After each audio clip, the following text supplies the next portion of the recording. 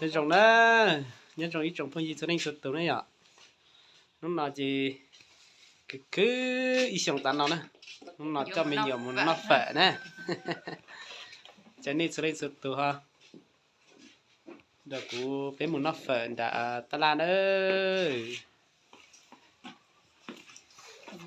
bé đi không hả bé đi không không đi đi đi nói chị thường nghe nó gặp nhau sao thằng những non giúp bài nghe nè nè nói cho của tụi tôi thì đừng thay một nè nào một chỉ ta la xe nhé một kênh chợ tê họ chế hơi dừa thì ở chế cho là cho mình dừa nào nữa nè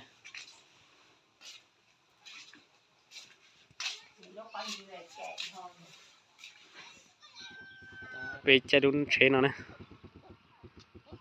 lúa nó mà tàn lúa thì chín téo nè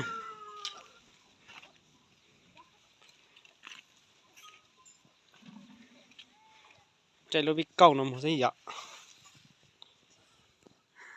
quay xe đi quay xe đi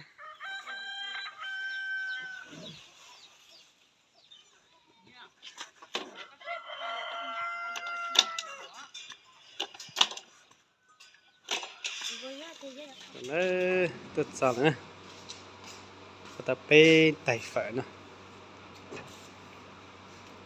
xem nào cho thứ gì nữa hạt tiêu kia đã hạt tiêu thích ăn gì cho đấy kia là ớt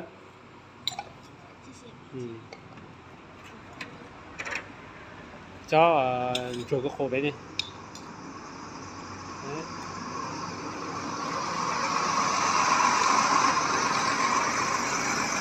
Nhưng mà chỉ có tí này cho đến đây hả ở nhà vẫn làm à ở nhà em chục bí một năm nhà em làm hơn 100 tấn bí à đấy, nhiều ấy nhỉ năm nay mình vừa làm lần đầu cũng là được có 3 tấn hơn 3 tấn tí bán cho người Mông ở gần à anh em qua người nữa đúng về đến chợ đúng rồi đây em đi thẳng chợ luôn đi thẳng dưới Hòa Bình à hay là đâu hay là đi ra bên kia thôi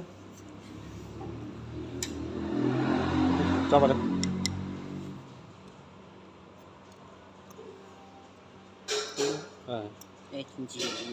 cho hạt tiêu vào đi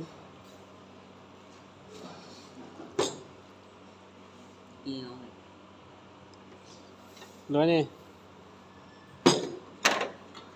đấy đúng rồi đấy cho kia vào đi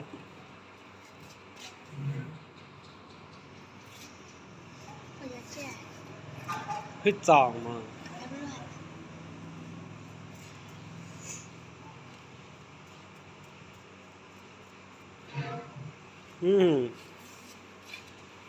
ăn đi cái nào bả tay mà hạt cào á mặt cay đấy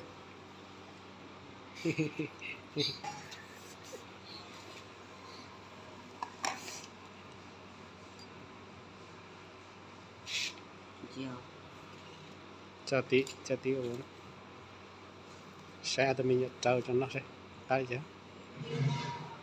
nó lư này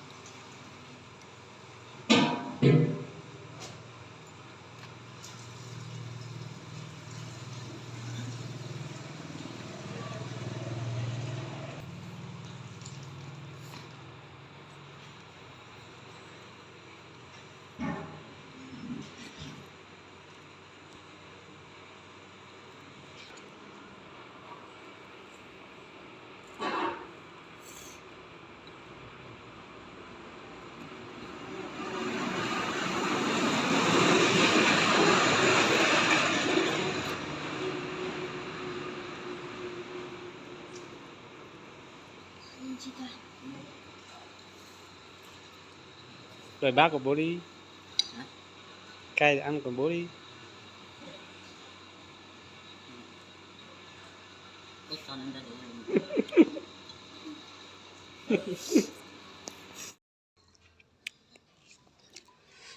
Học tà nữa cho tụi mình nhỏ xin nè, tụi mình nhỏ ấy thôi.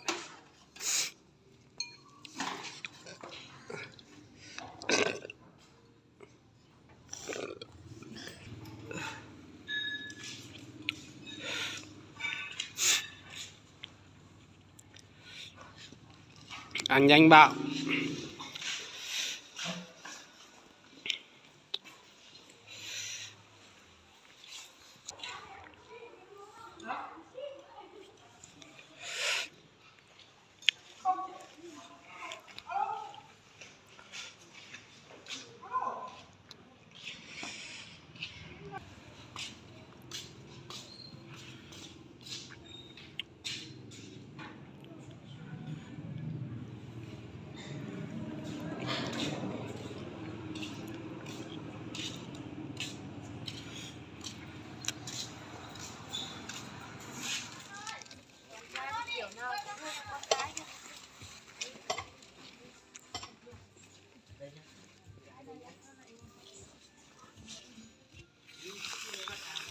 Ăn gió thôi mà nhỉ.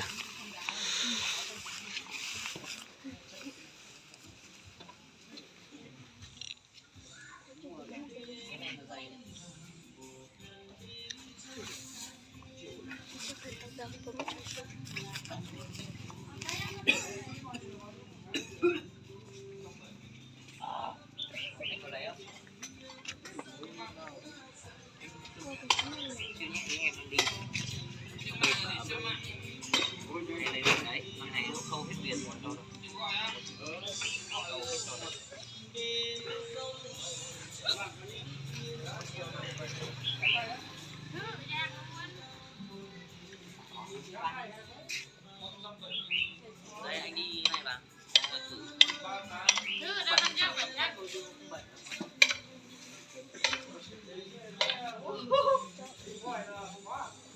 Anh chị lấy quần áo gì? Có cái áo vừa này không? Áo Z. Thằng này gì? Ừ. Ủa, tất cả. Thằng này được không? Trong có bông ấm hết.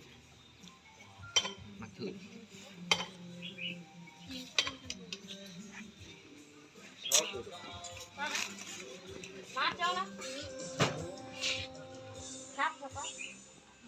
Khóa đi, kéo khóa đi. To quá. Nhưng mà phải lấy tầm này nó xong, không mặc được nữa. Không to mấy đâu. Chứ còn bây giờ đây là hàng nhỏ nhất rồi, chứ còn lấy những cái hàng như này thì to lắm. Đúng không? Ừ. Chứ hàng này thì em lại Cái này bao tiền? cái là 250 rồi. Đấy em để 230. Ui dồi. Cởi hẳn cái áo trong đi không? Đây hàng này thì đây là cái to nhất rồi anh ơi. To nhất rồi nhưng mà làm gì vừa nó có vừa không? Cái này là to nhất đấy. Cái này thực ra nó lên như kiểu hàng của thanh niên rồi. Đấy. Bọn này bây giờ nhỡ này cực kỳ khó tìm luôn.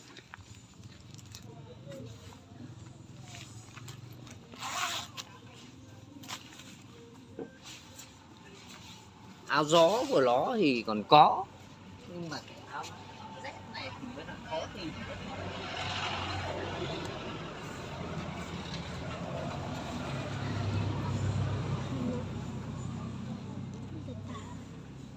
Đấy, vậy cho anh. Đâu? Kia.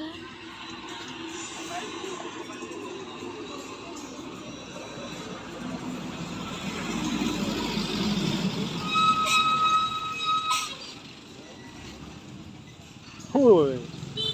Nó chỉ là ra. Hả?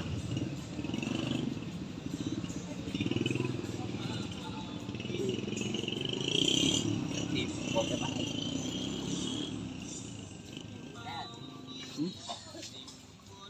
Dòng Cái này áo gió của nó thì tầm như này.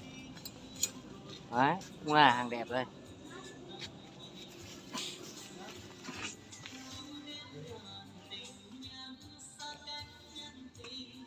Nhỡ nhỡ này cực kỳ khó tìm luôn. Cái khóa vào. Gương kia là lính gương soi. Đấy, Sửa khóa vào. Ừ. Hả?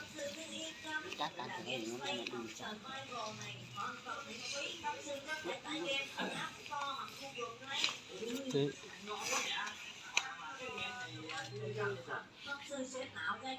Xe rong à.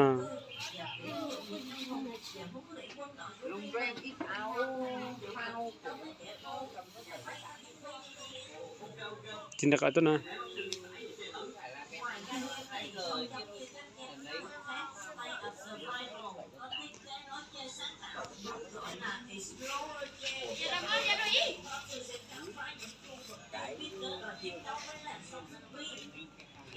Chắc chắn tiền á. To quá nhỉ. Có cái vừa.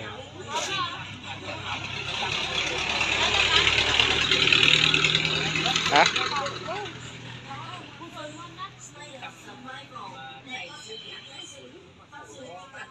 nhiều chị xem này. Sư. Số 2 này được không?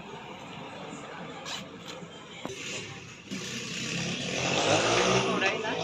Chị xin lấy màu nào đấy?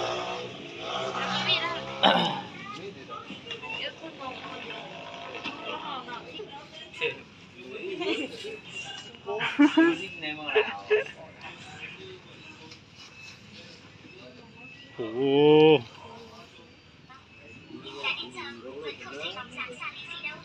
Sư đắt nó.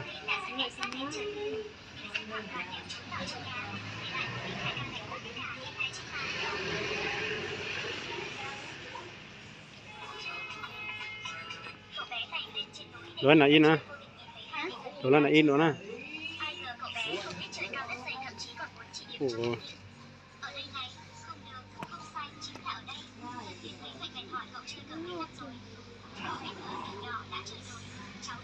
Lạ mà nó. Lạ mà.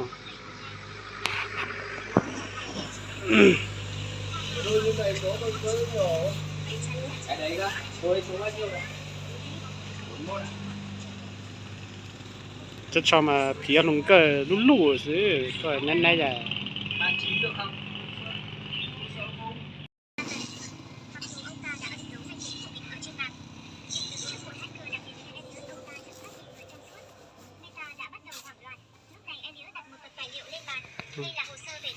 Chắn tiền á. Chắn tiền á. Đi ra một đoạn đặc đó. Đi ra rộng. Lạ nhá. Lạ nhá. Mong giờ để lạ mà.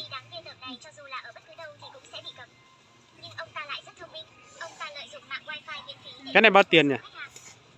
Cái đấy cơ. Cái đấy 160 anh. Đấy em để 150.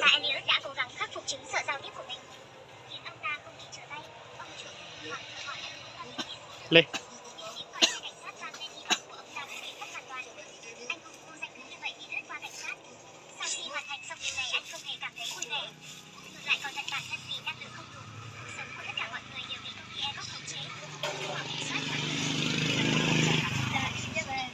Hả? Ừ.